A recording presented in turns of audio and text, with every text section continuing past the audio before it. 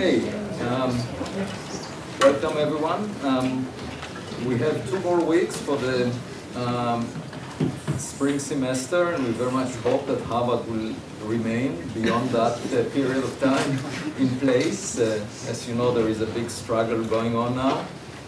And as it turns out, I will be in Washington, D.C. next Thursday at the US Congress, but speaking about science, not about politics. So I won't be here, and then the week after, I'm supposed to give a talk to a bunch of CEOs and Hollywood people. So I won't be on that Thursday, but we arranged for the ITC lunch to take place in the next 2 weeks as well. Today we didn't have an ITC colloquium, but we do have a distinguished visitor. Ethan Vishniak is here.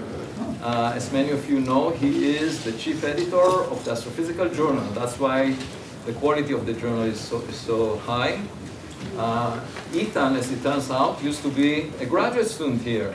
He graduated in 1980, right? He was a student of Bill Press, who was at the theory division in the corner office where Lars is right now. Bill decided to leave Harvard to a national laboratory at some point in his career. I'm not sure maybe he regrets that. Or maybe not. Yeah, he actually wrote memoir just recently, but I haven't checked how he reflects back, but he was a very colorful character, and Ethan was his early student just before David Sperger became his student, I guess in the mid-1980s. And we'll hear from, the other unusual fact about Ethan is that he's still a brilliant physicist, even though he is doing a lot of work, administrative work for the Astrophysical Journal. So that's a testimony to his character, because a lot of people, as they get older, they stop doing science, but Ethan is still doing it. So thank you for doing it. And Ethan will tell us about the recent work on magnetic helicity flux in simulations and in stars. After that, we'll hear from Minghao from Princeton over there, and he will tell us about magnetized accretion onto and feedback from supermassive black holes. So again, magnetic fields will capture both talks. And finally, the third person is Rachel Gross from the University of Virginia. Rachel is over there. And she will tell us about the JWST MIRI revealing SO2 and CH4 in planetary nurseries. On the archive today, there was a paper trying to explain this molecule of dimethyl sulfide that was argued to be a biomarker, but was also detected at the galactic center in the interstellar medium, and the first paper trying to explain the chemistry of that was posted today, but I guess you will not speak about dimethyl sulfide. Yes, it sparked a lot of debate at UVA. It's on the archive this morning. And then Minjie Lei from Stanford, where is Minjie? Over there, will tell us about morphology-based H1 phase separation using scattering transform techniques. And once again, I wanted to acknowledge that the ITC lunches are sponsored by a generous donation from our senior member, Eric Kito, who is over there. And we will also be selecting the person who gets the Kito Prize very soon. That's for the best PhD in theoretical astrophysics this year. So we'll let everyone know once that's decided. And again, it's Eric's. It's a testimony to Eric's generosity that we're able to do this. So thank you, Eric. Ethan, you can go ahead and face all of us. Are you showing your PowerPoint? No, this is old school. Old school, okay. I like it. Do you need the board? Because we can give you markers there. You can bring it down. Okay. That would actually be good. Okay, can anyone lift the screen just for Ethan? Thank you.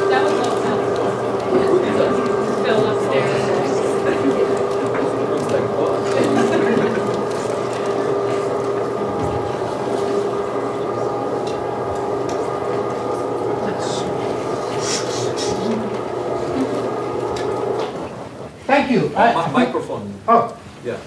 So, because it's recorded, so just be careful at what you say.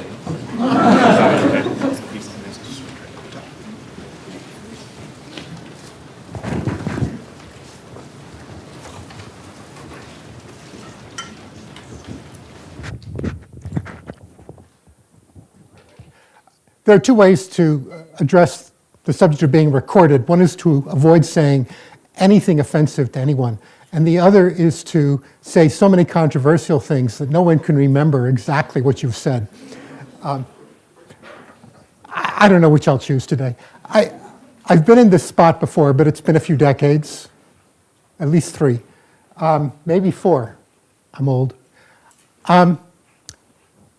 I thought I would give a little presentation about things that have been in the back of my mind or in the front of my mind for a few years now, and has to do with how objects in the universe acquire large-scale magnetic fields, but it turns out to have other implications. So the old story about how large-scale magnetic fields are generated, and by large scale I mean as large as the object that's generating them. So like the solar magnetic field has all kinds of scales, but it has an overall organization to its magnetic field. The galaxy accretion disks may or may not, although they are probably very heavily magnetized. So the tricky thing is that the old story went along the lines of, we want a large-scale average field. We generate that through a large-scale electric field. And in the MHD approximation, the large-scale electric field is just that, so it's orthogonal to the magnetic field. And it turns out that if you run through the mathematics of mean field dynamo theory, the important part of this term is the piece that's parallel to the large-scale magnetic field, which, if this were the large-scale magnetic field, would be a bit of a problem. So instead, you try to imagine that there's this fluctuating velocity field and this fluctuating magnetic field, and they give you some large-scale electric field, which is in the direction of the magnetic field you're trying to generate. And then people sort of imagined how that might work. What happened more recently, and by more recently I mean decades ago, is that someone pointed out that you're breaking a topological invariant when you do this. Bizarrely, in the MHD approximation, there is a conserved quantity, which is the vector field dotted into the magnetic field, and that's obviously gauge dependent because they're equally valid definitions of the vector potential. But for any choice you make, that is a locally conserved quantity in the MHD approximation, which means in most astrophysics. You can't make it, you can't destroy it, you can only move it around. And suppose you have that embedded in small-scale field, and in practice that means there's some twistiness to the small-scale field that gives you a non-zero large-scale value of this. It turns out the act of generating a large-scale field is identical to the act of taking what's ever embedded on small scales and moving it to large scales. And that in turn generates a back reaction in the average value of this term, which tends to resist. So if you're trying to drive some small-scale correlated motion which will make a large-scale magnetic field, it will generate magnetic helicity of opposite signs embedded in large and small-scale structures, and it will bite back and shut the whole process off, and it will do it fairly efficiently and quickly. It's a little bit like trying to twist up a rubber band. So that was 30 years ago, and that's a no-go theorem for large-scale magnetic field generation. There must be a loophole, right? The universe found it. So the loophole is that magnetic helicity is a locally conserved quantity, so what you need to do is move it around on large scales spontaneously. Since magnetohelicity can have either sign, that means that if you could do this on command, you would start out with a system that has no magnetohelicity anywhere, and it would spontaneously generate zones of positive and negative magnetohelicity. And if this were embedded in small-scale structures, then it would spontaneously force its way into the large-scale field and make a large-scale field out of nothing. So you can drive a dynamo if there's a way that nature likes to segregate magnetic helicity. So this is a part of math I don't want to put up, but you can write down the expression for the eddy-generated flux of magnetic helicity. And it turns out that it is in general non-zero. There's no reason why it should have any particular value. If you're in an isotropic system, isotropic homogeneous system, it's 0, just on average, because it is. What it needs to be non-zero is that it needs a large-scale pseudo-vector. If you have a parity transformation in the universe, this thing is a scalar, but it switches sign. If you have a parity transformation in the universe, a vector will switch sign, but a pseudovector won't. The flux of this, just this times the velocity, that will not switch sign if you... So what's an example of a pseudovector? The spin vector for the Earth. Okay? Yeah, there are other pseudovectors of increasing complexity that you can devise. Local vorticity is one. So if you have a differentially rotating object, you have a large-scale pseudovector. If you have turbulence plus a large-scale pseudovector, then generically you will move magnetic helicity around on large scales. And it will flow, usually but not always, along the axis of the pseudovector. You can do things to the structure which make it do something slightly different, but that's generally the expectation. So that would mean that for the sun, for example, we expect that magnetic helicity will have a preferred sign in the turbulence embedded in the northern hemisphere and a preferred sign in the southern hemisphere, and they'll be opposite. And that means that this thing will have a non-zero value of opposite sign in the southern and northern hemispheres, and that is sufficient to drive large-scale magnetic field generation. That's the idea. And it gives us certain expectations about how the universe should behave. The simplest thing to consider is how fast does this large-scale magnetic field grow? Again, I apologize for not doing any algebra here, and people should tell me if I'm running long. But generically, the dynamo growth rate, when you start out and there's no large-scale field, is very fast, because this process accumulates magnetic helicity segregation, and it builds up until it can sort of catastrophically release onto large scales. So it's very fast, but then it slows down as the magnetic field approaches stronger and stronger values. And so if there's some other counteracting process, like turbulent mixing through the sun, when the rate of growth of the magnetic field equals that, you will stop. So your expectation is, suppose you imagine that stars are like boxes with turbulence. I don't recommend that in general, but for this it'll work. What that means is that you can predict, on the basis of how fast the star is spinning, what the saturated magnetic field should look like. So generically, the graph looks like this. On the bottom, we have Rossby number, and it is a peculiar nature of fluid mechanics people that they, like astronomers, plot things the wrong way. So the Rossby number increasing in this direction, these are slowly rotating systems. And then you can ask, what's your mean square magnetic field in the object? And it should look like this, where this is something where the eddies are, in one revolution of the object, they're turning over once.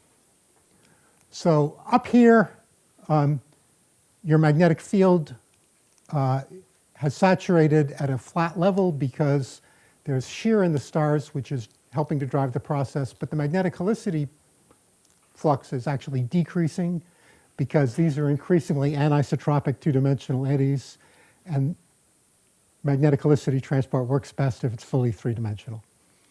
So counteracting inefficient transport, but efficient stretching gives you a flat bit here, and then it falls off as you go to slowly rotating stars. So stars start out somewhere along this branch, and then as they interact with their environment, they go down, which is actually what we see stars do. So that's great. That's a warning that I'm near the end, right? So let me just wrap it up by saying a problem with all of this is that numerical simulations tend to dissipate magnetic helicity too fast. The algorithms do not explicitly conserve magnetic helicity, and in order for this to work, you need magnetic helicity to be conserved on the eddy scale for a dynamo time. And that is a very hard requirement. So a collaborator and I wrote a little algorithm which is designed to look at every time step and say, how can I tweak the magnetic field so that it keeps the total magnetic helicity and the distribution of magnetic helicity that it ought to have from our understanding of the flux in the system. And we haven't tried it out on this problem yet. We tried it out on a simple driven magnetic turbulence problem where we didn't expect to see anything, and it increased the strength of the small-scale magnetic field by a factor of more than 2, which we don't fully understand, but suggests that the results people are getting from small-scale dynamo simulations might be very strongly affected by our inability to track magnetic helicity properly. So we're looking into that right now. That's where I am. Thank you.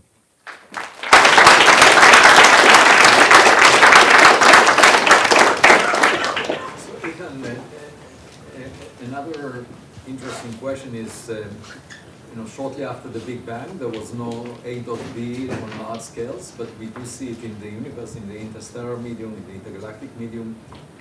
So MHD was broken somewhere to make it, and where do you think was it sourced? Are you thinking about accretion disks around black holes, or what's the origin of the intergalactic? So, you mentioned intergalactic, but I can only really answer that for galactic. Okay. Because for galactic, the processes that take place during the early violent history of the galaxy are sufficient to act as a small-scale dynamo that is generating magnetic fields on the scale of eddies in the turbulent disk. And the subsequent growth of the large-scale field is very efficient, much faster than the old theory would predict, up until the point near saturation, which is where it is now. So I don't think there's any problem for individual galaxies, but it becomes harder and harder to explain the larger the scale of coherence that you can find in the universe is. So, there are claims that there are intergalactic magnetic fields of some amplitude on scales perhaps of megaparsecs. And those are very difficult to understand without appealing to new physics during the inflationary era. Or jets from AGN. Right? Jets are very inefficient ways to transport helicity because they start out very small scale. And the magnetic helicity scales basically is energy times the length scale. So if you start out like that, you dilute it very efficiently. You don't get nothing, but what you get is you really have to kill yourself to get to 10 to the minus 16 Gauss, for example, in the intergalactic medium. It's a very hard problem. Okay. Question? To follow up on Avi's question, one of the thought was that you can use the turbulence induced by the screening velocity. So if you do second order cosmological perturbation theory, you see a relative motion between the baryons and the dark matter, which induces a certain level of small-scale turbulence, and then you can resort to the machinery of the small-scale dynamo. I have not looked at this. That's a very promising thing to look at. Any other questions, comments? Yes, please. That's sort of observer's question. How would the chemical peculiar A0 stars fit into the plot that you've shown? Because the stars that are these alpha 2 CVM type variables, these are slowly rotating magnetic chemically peculiar A star, and they're rotating much slower than the normal A stars. And we know that they have strong magnetic fields. But in your plot, it's sort of Right, so that's a plot from sort of ordinary stars that haven't done anything. And so, these are binaries. yeah, I was about to say, in the course of binary evolution, you can do things which then result in a fossil field which will take a very long time to go away, depending on the convective state of the star. This simple graph is simplest when you consider only single stars that are basically convecting throughout. Okay. And if you have a place where you can store the magnetic field that turbulence can't get to easily, then the turbulent decay times become very long, and you can have fossil fields. I would argue that pulsars are probably like that. That is, they had their early turbulent stage, which was very short, but had many, many eddy turnover times. And what we're seeing, the fossil field we see from there just reflects the fact that the turbulence turned off fast enough that the field was left behind. Very interesting. Any other comments? Yes? I have a Morgan? quick question about the aspect of numerical conservation. Do you think there are prospects for setting up on a problem where there is an explicit diffusion scale rather than just going down to the grid scale, and then kind of looking at the conservation with different, say, order of the algorithm of the spatial reconstruction? Yeah, so this is not exactly an answer to your question, but it's closely related. There have been continuing attempts to write not a corrector scheme, but an implicit conservation scheme. Yeah. And to the extent that those work, and there hasn't been that much work on applying them to anything interesting, they would be a better way to go than a corrector scheme. Right. And I would expect that they would, depending on the numerical costs, they would be the preferred way to do these simulations in the future. But in principle, we could also just, without writing in explicit conservation, do a really expensive calculation and show that you're approaching, your correction limit or something like Yeah, that. the problem is that from what we've seen so far, the approach is very slow. Oh, interesting. And the worst thing is, so a student I work with, Cabo, showed this in Santa Barbara. A year ago, if you plot the effect of this corrector algorithm, and you have two codes doing the same problem but with increasing resolution, both of them are giving you more magnetic field as the resolution increases. So the ratio between the two isn't diminishing all that much. Yeah, interesting. Okay.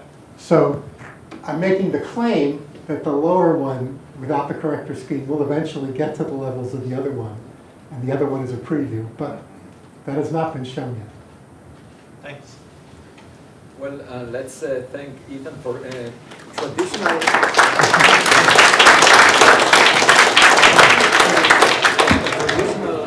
It's very refreshing to see the traditional approach. Yeah, exactly. No, but I'm saying if you put in explicit diffusion, you can do a calculation at Reynolds number of 100, and then you can resolve it.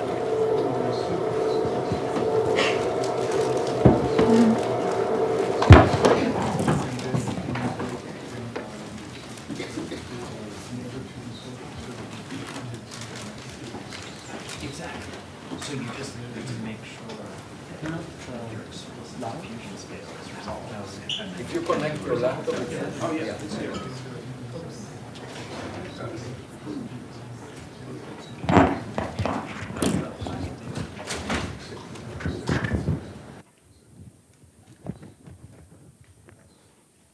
Does it work? Okay.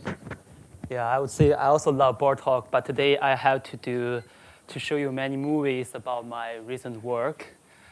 Basically, I'm currently Minghao. I'm a fourth-year grad student at Princeton, working with Professor James Stone and Alec Coulthard on this kind of magnetized accretion and feedback from galactic all the way down to the horizon scales and vice versa.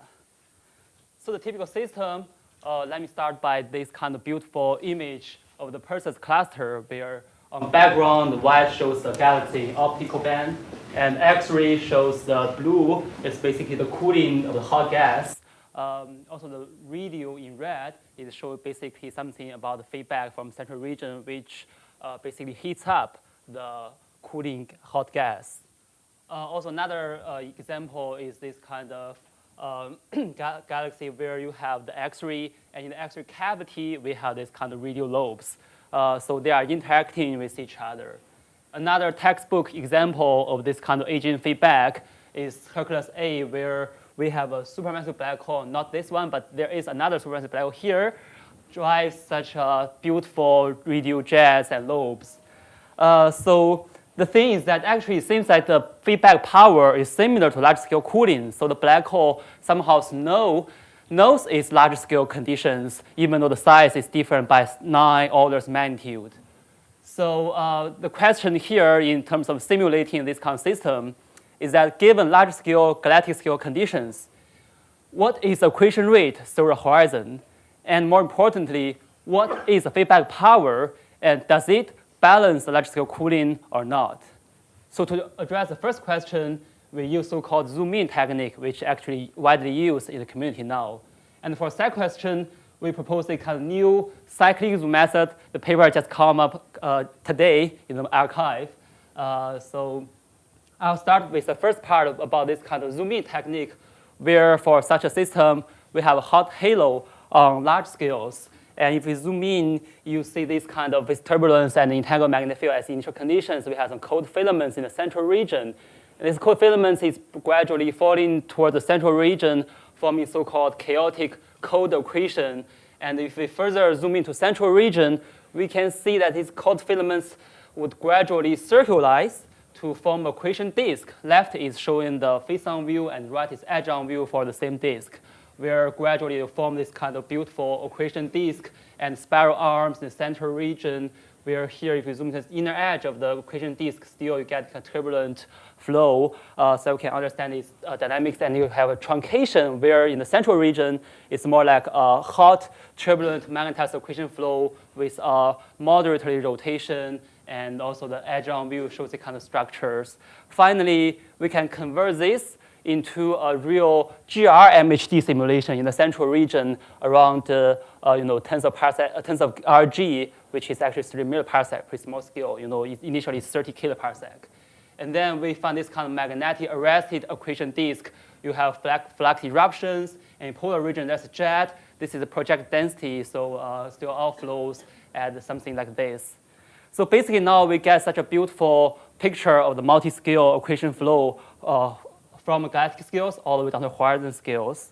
And more importantly, we also get feedback or outflows. Blue shows the energy density of this kind of outflows from the black hole, which is a jet or MHD wind to larger scales. Here we can track to like 1 kiloparsec or so. So now we lead to this picture where in the central region we have a supermassive black hole. You have hot accretion, let's say boundary accretion, and cold filaments, which gradually circularize from a cold accretion disk in the central region, which drives the jet on large scales, which will finally affect large conditions and finally close this loop. But here the real issue is that it's not just a spatial scale, it's also time scale. You have a vast difference in terms of time scale.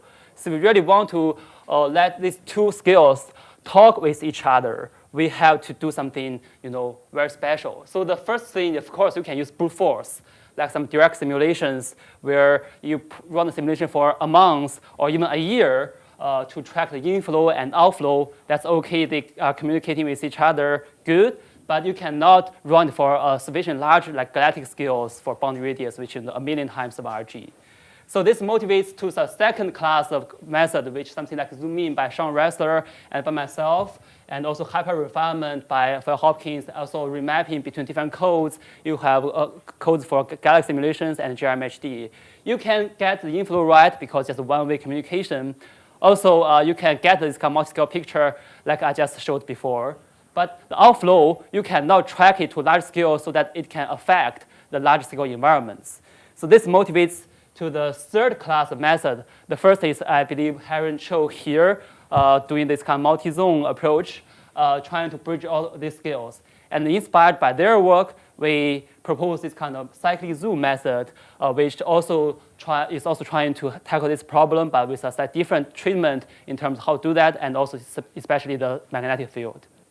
So putting a space-time diagram, when we zoom out, we have a mask region in the center with a careful treatment of the constant variables as well as the magnetic field, so that we can keep both accretion, feedback, and the spatial and angular structures, so that we can still have powerful jet, and we can do this kind of zoom V cycles many times, which can accelerate simulations. Basically, for a typical simulation, we know that the computation time is proportional to your characteristic radius by r to the 3/2.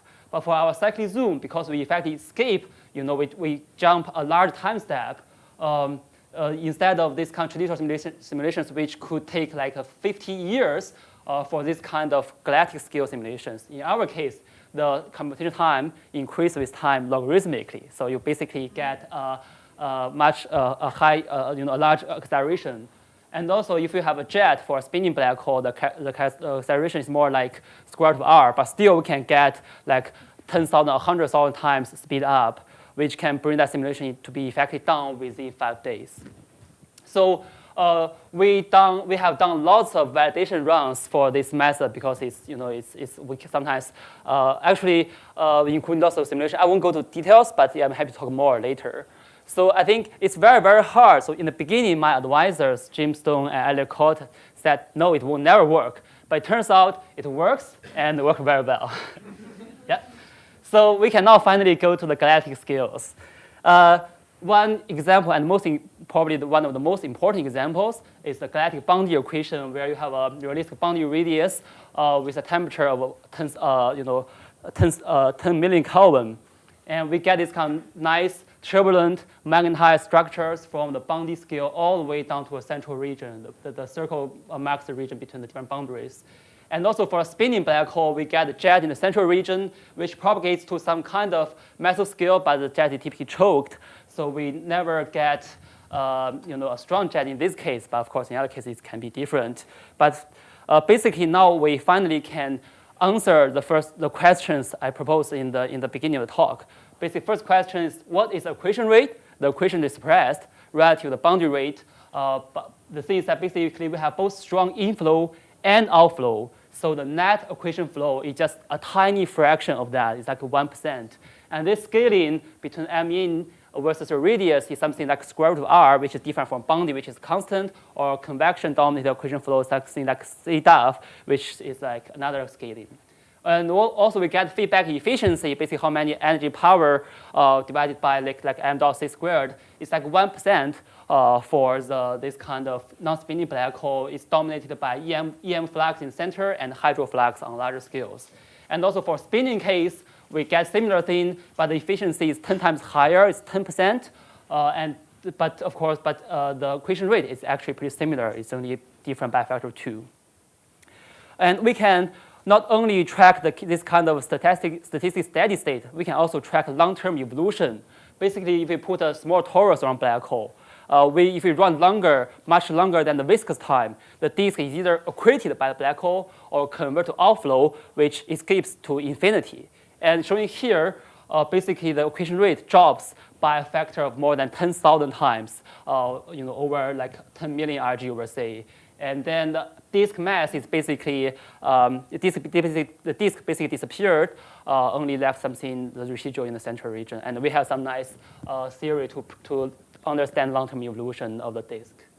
So to summarize, we had this kind of cyclic zoom, a new method which allows us to do the ab initio or first principle calculations of accretion and feedback spanning a vast range of spatial and temporal scales. And for the galactic thing, we get this kind of accretion rate suppressed relative boundary rate by this scaling, and feedback efficiency of 1% for non-spinning black holes and 10% for spinning black holes. So there's a bright future, I would say. We can do multi-phase gas with TNG halos.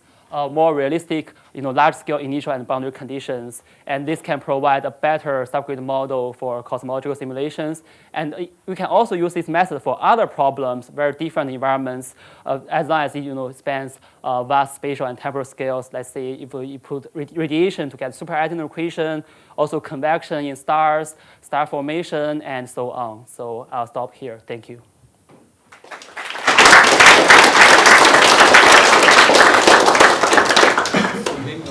All quasars that we see, they have supersolar metallicities, and indicating that star formation occurs before the gas gets to the black hole, because it's enriched. And we never see pristine gas getting to the black hole. So star formation must have an important role to play, because there must be supernovae blowing the gas, and some of the gas converted to stars before it reaches the black hole. So you don't have that. Yeah, we don't have that. Do you think it will change qualitatively the answers if you include star formation? Yeah, that I would say we don't know, because we don't have this kind of star formation here. But I think in terms of accretion flow structures, we are here mainly focused on the low attendant case where the gas is always stable. There's no star formation like M87, as I mentioned at the beginning. So the density never gets to that's cloud right. density. Yeah, but I think that would be a very interesting case in the future to explore. Thank you. Yeah, go ahead. Since you mentioned galaxies and here the TNG galaxies, for the Milky Way, the long-term accretion onto the central black hole is steered by the gas flowing from the central molecular zone to the very center, which in turn is regulated by the flows along the bars. So it is all connected to the large-scale potential and the large-scale dynamics of the galaxy. And star formation, as Avi has pointed out, will probably gobble up 80% of the gas as it moves towards the center. So how can you be maybe a bit more technical on how you connect your very detailed simulation to the larger scale flow? Because at some point, I guess you transition from Arepu to Athena. Yes, from Arepu to Athena. So here, I think the largest scale we can get is basically, boundary scale or larger, like kiloparsec scales, where the gas dynamics is the most important thing. We don't have to consider the stars and something like that. Yeah, but it seems that is 0.1 kiloparsec in Vegas, so that should be fully within your box then. Yeah, I think probably in the future, if it's a repo or something like that, probably we should still try to get some subgrid model from this type of simulation and implement that into a repo. But of course, probably there's one way where we can, I think maybe in the long future, one way where we can do something similar in a repo, even for cyclic zoom, where you can do some geometry simulation or some other models in the central region to get a more realistic feedback in that region, instead of currently just some subgrid models with accretion rate, just some formula. So. Any other questions, comments? Yes, Morgan, and then. Yeah, I just wanted, maybe like to rephrase this question. So when you, first of all, is this all in Athena, or do you actually switch between different codes? Currently just in Athena. So actually, for this kind of simulation, we're doing MHD in the beginning, but now we just convert everything to a GRMHD. But it actually works for even very large scales. But I know at some point we have to add new physics, which is not included in Athena or Athena K. But that part, I think, probably we should do some comments in some scales between. Here, I think at least for this kind of system, it looks like our code works well because we only need to consider basically thermodynamics and kinematics of gas, and not about stars and anything else. So yeah, and then when you cycle between these different levels of refinement, when your higher refinement levels are inactive, you presumably need some subgrid model for whatever happens. Yes, it's actually, that model is actually the hardest part of this, where we have to find a model where, it's like sampling of small scale physics at that time point around horizon. And so it is not like a subgrid model where we assume some kind of accretion rate. It's still the accretion rate we measured around the horizon and jet power we measured around horizon. So I think that's the nice part of it, where we can get a more, I think, convincing accretion rate and feedback power. Morgan, did you have a last comment? I just wondered if you want to talk a tiny bit about, obviously, it makes a ton of sense if you're zooming in on one area that you get sort of like Right. n numbers of zones Yes. times your total Yes. computational cost. What do you think about problems that are a little less localized, like the example you gave of convection in a star, where Yes, you might stars. care about Yeah. small scales in multiple different places? Yes, I think probably we can still able to do that because here, the major issue is time step. Yes. As long as we can skip a time step, then we can get acceleration, very much. Even though your spatial resolution, you still need some spatial resolution. So that's a different thing. So probably, we can do something so-called multi-zoom.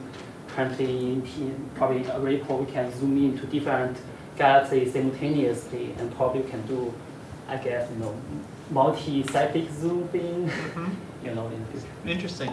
Yeah. Just one last quick question. Yes. Both of your senior mentors, advisors, Yes. thought that it's not possible. In the beginning, because How made it happen? How do you explain that? Are and you- while this kind of a long list of all validation runs, including boundary equation, monopole, torus, and non-trivial torus, and lots of validation runs. The fact that it works for these kind of things to I'm compare trying with to standard. understand, were they wrong because they didn't have the vision, or was it because you're so talented that you No, but just years of efforts, and we have to come up with. We don't know whether in the beginning whether there is a kind of nice treatment in the mass region where it can help us to preserve this kind of small scale physics or not. And finally, it turns out we do find there is a way to do that. So that is the key. Well, keep doing excellent work. Thank you. Great, thank you.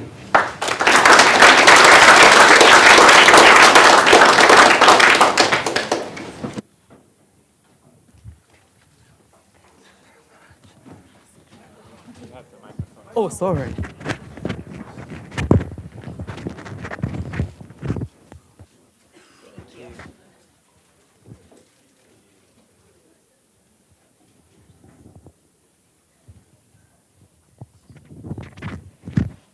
Hello.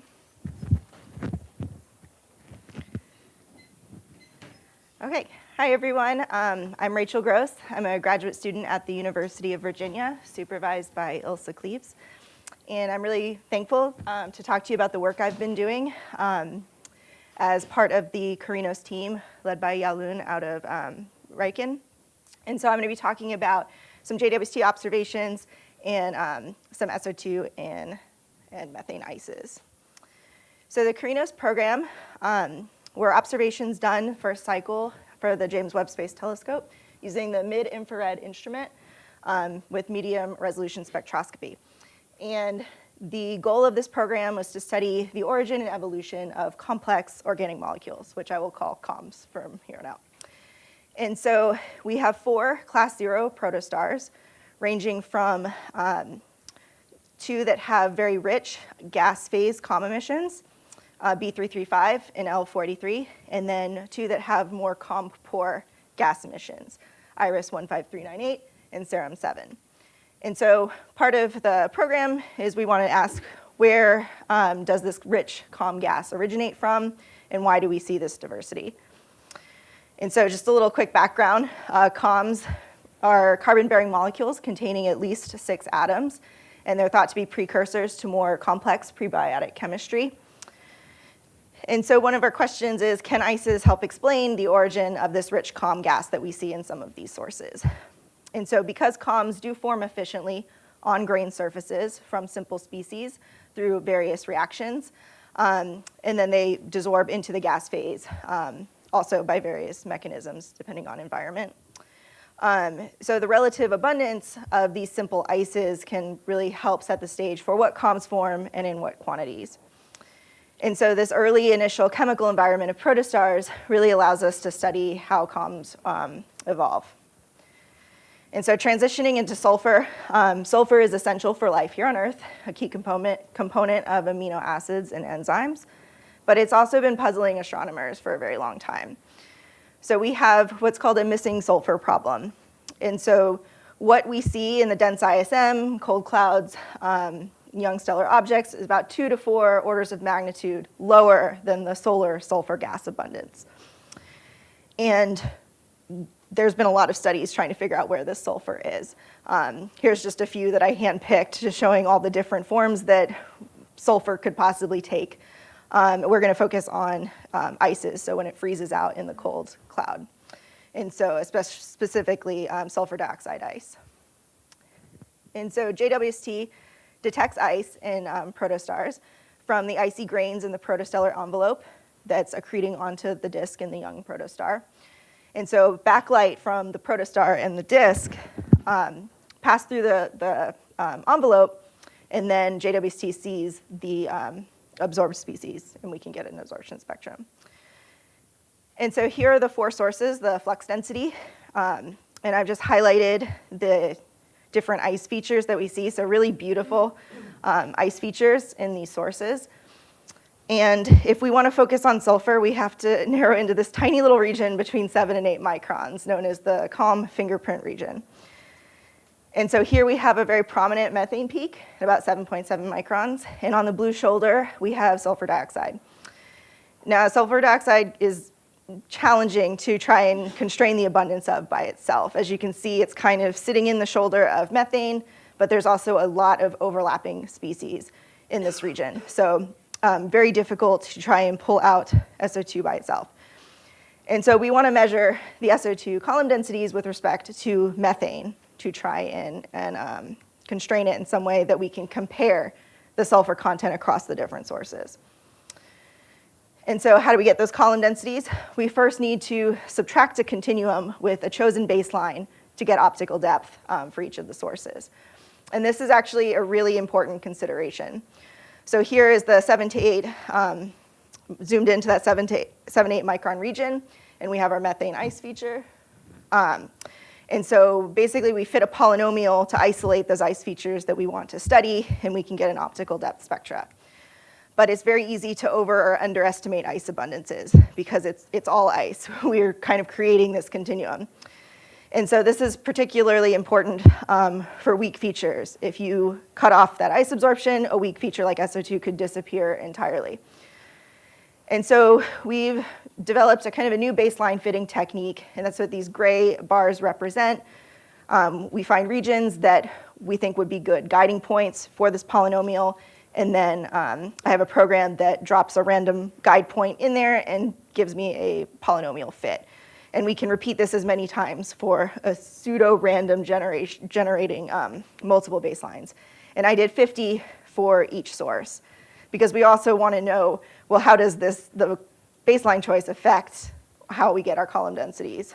And so now that we have our optical depth spectrum, we can fit laboratory data.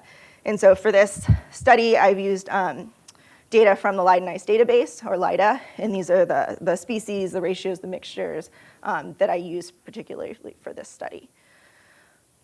And so what we do is we take our optical depth spectra that we generated, and then our laboratory data, and we put that into OmniFit, which is a Python package that's used for fitting interstellar ice data. And then from there, that spits out an optical depth for our species, our laboratory species that we're trying to fit to our observations. And we can convert that to column density using the apparent band strength measured in the lab for those species.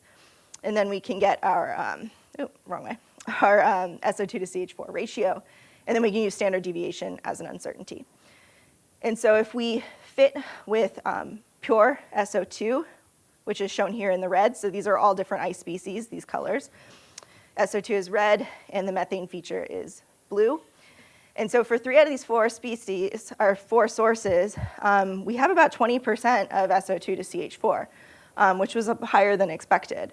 B335, while it's super rich in gas calm emissions, it's very faint. It was a very faint source in our study. And so this one showed the least abundant with about 4%. And then what if we use a different SO2 mixture? So if we alter our mixture instead of a pure ice and we use a methanol SO2 ice, that really shifts the shape of our IR peaks.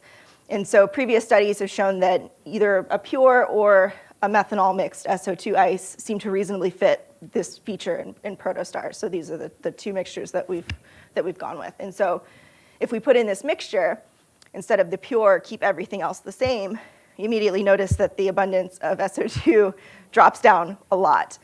But what's also interesting is now you see a lot more of this yellow, which is OCN minus, which wasn't showing up as much before.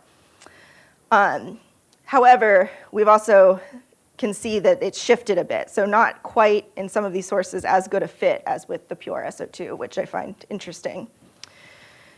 And so what are the implications of this? I think that the best fit was the pure SO2 to methane, and that gives us about 5 to 20% of SO2. And so here in this plot, I have the averages for all 50 of those ratios of SO2 to CH4, with the standard deviation being the error bars. And so if we use a standard water ice abundance, this would give us about 1.8 to 7% of the total sulfur budget in SO2 ice, which for context, a lot of studies have predicted 1% or less of the total sulfur could be in SO2 ice. So much higher, still not hugely significant, but much, much higher than we were expecting, which is exciting. However, if we use the mixture, the methanol mixture, we drop down to about 2 to 5% of SO2 to CH4. So I just labeled them optimistic and pessimistic. Realistically, probably somewhere in the middle would be more correct. And so methane actually stayed pretty similar between all 4 sources. And so one thing I do want to note is that there are not that many mixtures of SO2 and methanol to test. And so the ratio that we used was a 1-to-1, and we really need more data to put in there to see how, if that changes the fit at all.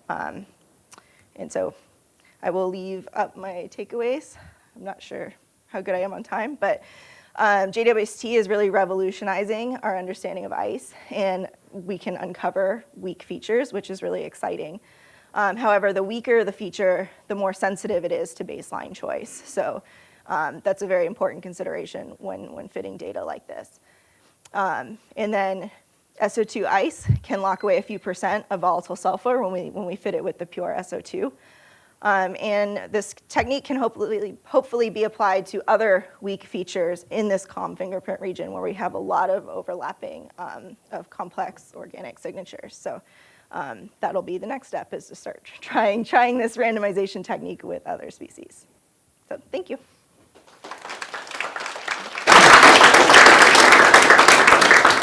Rachel, as you well know, one of the world leaders in astrochemistry has a laboratory here. Her name is Karen Ober.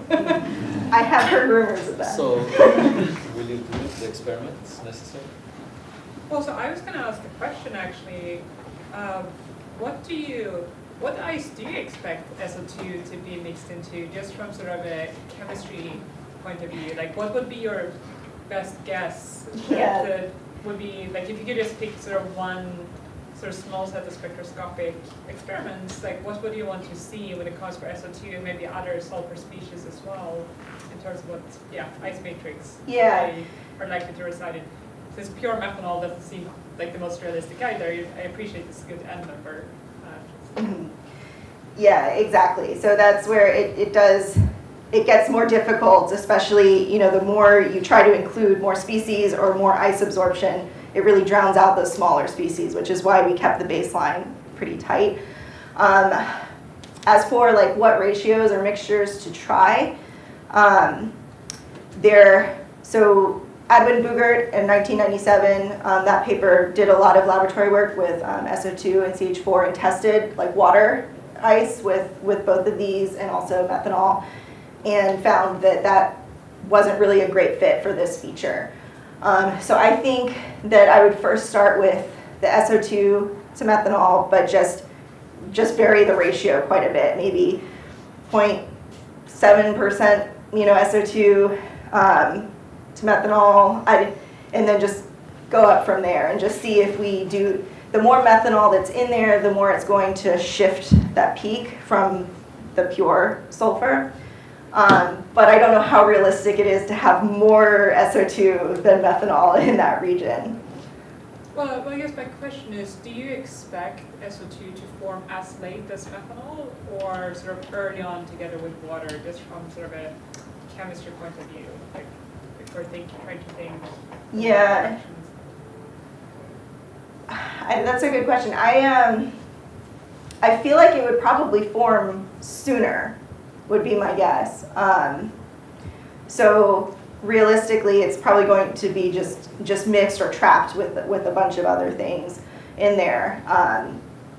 And so, I guess that's one thing. You could also make an experiment, trying to test mix a bunch of stuff in, see how quickly SO2 can come off. Maybe it's trapped in there for a long time, and that's why we can see it, or if methanol has come off the grain, maybe if there's any kind of thermal processing, but SO2 is still trapped in there with a little bit of water. There's a lot of things we could try to figure out what's going on, but it's interesting. Okay, we are a little bit short on time, so let's thank Rachel again.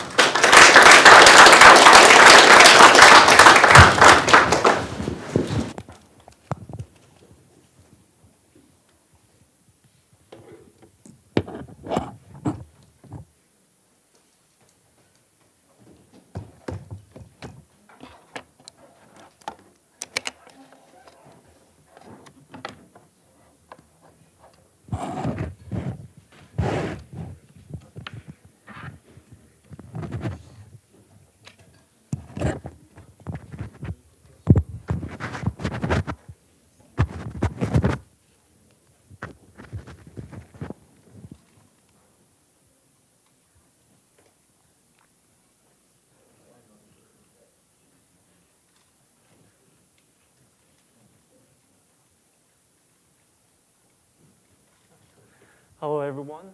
My name is Minjie. I'm a graduate student at Stanford working with Susan Clark on the ISM. And today I'm going to talk about a project on a new component separation method that we are very excited about, utilizing something called waveless scattering transform applied to the problem of H1 phase separation. So H1 gas is a very critical component of the life cycle of our galaxy. It is composed of an extended and diffuse warm medium all the way down to a dense cold neutral medium. That's the precursor to start forming molecular clouds, and an unstable transitory medium in between. So reliably decomposing H1 phases is definitely an important problem, but it is also a challenging one because observationally we need both emission and absorption informations. So making really spatially resolved large area maps are fundamentally limited by the availability of background emission sources. So in that context, people have been trying to see if we can decompose H1 maps just from emission data, and that is usually done by just fitting Gaussians to the emission spectra. But the problem there is there's usually no unique solution to your Gaussian decomposition, and there's all kinds of complications from velocity mixing and artifacts that makes your spectra typically highly non-Gaussian. So recently, people have been trying to use more expressive models using neural networks trained on multi-phase ISM simulations to make predictions on the phase structure. But there, we're still introducing biases from the difference between these kind of simulations and real observed H1 spectra. So there's real motivation to try to look for alternative approaches to this problem. And in this project, we are coming at this from the angle of looking at H1 spatial information, which is largely unutilized in these previous approaches of just looking at individual decomposition of individual spectra without considering their spatial relationships. And the motivation there is that we have this general expectation of a dense and sparse CNM versus a more diffuse and more scale-free WNM gas. And we expect that the physical processes like turbulence and magnetic field that shape the morphology of H1 gas also in some part drive these phase transitions. And some interesting recent results have shown that there's this prevalence of small-scale filamentary structures in H1 emission that are preferentially CNM structures that are also aligned with local magnetic field orientation. So that means that H1 morphology definitely seems to contain and encode significant phase information as well, and we just need a systematic way to kind of extract that information. And the approach we are trying to come up with here is kind of composed of 3 main steps. And the first step is trying to extract a compact but still interpretable representation of the morphological features of these H1 emission maps, and then trying to do clustering and component separation in this reduced dimension, and use that as prior information to perform phase separation. So this whole process is trying to learn phase separating information from the morphology of the data directly, and use that to separate the different phases of the H1 gas. So the first step relies on a statistical technique called the scattering transform, which is basically trying to extract multi-scale information from a given image by convolving it with a series of basically localized wavelets that acts as bandpass filters at different scales and orientations, and that help you characterize the clustering of features at these scales and orientations.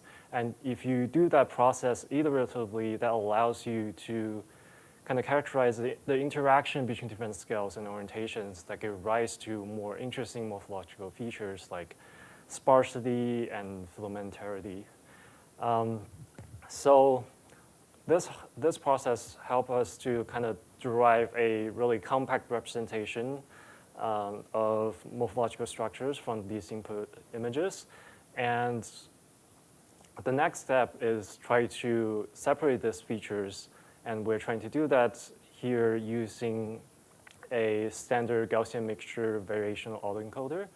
And obviously, this type of model doesn't know any physics about the ISM, doesn't know how the phases actually differ from each other. All it does here is taking the input morphological descriptors, compress them into a smaller dimension, learn a component separation, and then uncompress and reconstruct to give you a component separated representation of these input features. But if you believe that your morphological representation is a robust description of your input images and well captures the variation between the properties of different phases, you can start to associate these different clusters identified by the VAE to these different phases. And that is made much easier by the interpretability of these coefficients. So you can associate the cluster of features that has like higher coefficient that indicates small scale filamentarity, for example, to the CNM, and another cluster that indicates Gaussian features to noise, for example. And moreover, because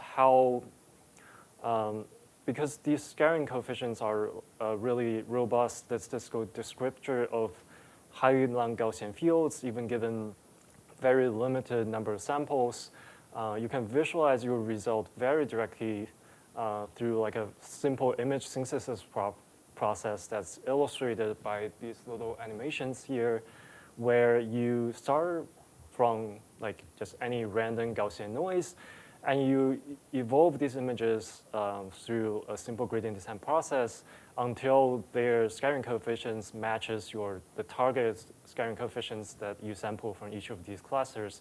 And you will begin to see that they evolve to images with features that is CNN-like, WN-like, or noise-like. So it is a very interpretable process that allows you to really check your result at each step. And then we can use all these prior information we just learned from the last step to do phase separation. And you can adopt a number of different approaches here, but here we're just doing it very simply in a way similar to the image synthesis process I just described, but this time not just initializing things from random noise, but initializing from the particular total H1 emission map you want to separate and evolve them until their statistical distribution of these morphological statistics matches the prior statistical model that you derived from the VE model. And you can adding any other conditions like statistical independence between data and noise, for example, and that would give you good result of phase separation using only information you learn directly from the data. And we do this to individual patches in the sky, and then combine them into large area maps that's decomposed into CNM, WNM, and noise components at even different velocity channels. And even though this whole process is done in individual regions, we see that when you put them together, they reconstruct really coherent large-scale features that are aligned with our expectations for a very sparse and filamentary CNN versus a more diffuse WNM. And we try to validate our approaches in a number of different ways, but most importantly, trying to compare it to these other recent spectral-based methods where they treat each individual spectra independently. And despite some differences in specific regions, we found our maps are largely well correlated with these spectral-based maps, and even seem to recover more coherent structures at smaller scales, whereas there's some pixelization in the spectral-based maps, as you would probably expect when you are considering each individual sideline independently.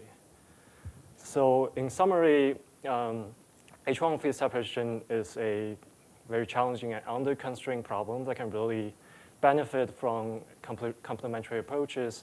And we think the method we are proposing here really helps unlock a new dimension of morphology to try to tackle this problem. And in general, I believe this kind of approach is a general component separation method that can be applied in a wide range of problems. So if there's a particular component separation issue in your research that you think can benefit from this kind of data-driven component separation, I would really love to talk more.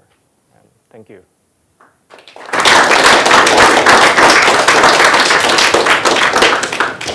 Minjie, of course, cosmologists are very lucky because velocity translates to distance. Precession velocity, redshift translates to distance. That makes their life much easier than your life. But any questions or comments on what we heard? Yes? Well, I have exactly the same question. So let me follow up on when you started this question. I mean, the real challenge is to go from position velocity into position, or really 3D, 6D phase space. Can your scheme help to disentangle the question of how much projection we have along the line of sight into the same velocity channel? Because there are statistical estimates from various groups doing turbulence that there is quite a significant projection of distinct spatial features projected onto the same velocity being in your PPV. Can you use your technique to disentangle that projection and get an estimate over the true three-dimensional structure of some of your features, filaments, or whatever you extract? Yeah, I think that's a very interesting direction, but I think here, for this specific problem, we're trying to just decompose PPV cubes into phase-separated PPV cubes without really kind of considering that issue of 3D projection.